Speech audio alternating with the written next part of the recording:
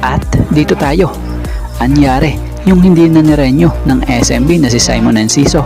Ito pala ang magpapabaon at magiging dahilan ng kanilang pagkatalo dito sa elimination sa kontra TNT Tropang Giga.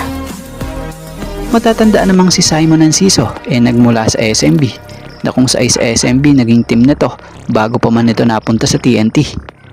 Matatandaan na isa si Enciso sa hindi nabigyan ng bagong kontrata sa SMB na kung sa madaling salita hindi na nga ito nirenyo pa ng nasabing koponan na kung sa nalagay nga ito sa unrestricted free agent at nang malagay doon ayun sinunggaban ng TNT na siya namang nangangailangan ng gwardiya dahil na rin sa absent nitong si Jason Castro dulot ng patuloy nitong pagpapagaling or pagre-recover mula sa injury.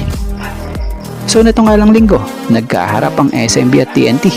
Dito nga nagkaroon ng pagkakataon makaharap nitong si Simon Enciso ang dati niyang koponan na kung saan pinakita nga ni Enciso ang kanyang kakayanan pa na kayang gawin na kung saan siya nga po ang naging daan pa para makuha ng TNT ang panalo kontra dito sa SMB.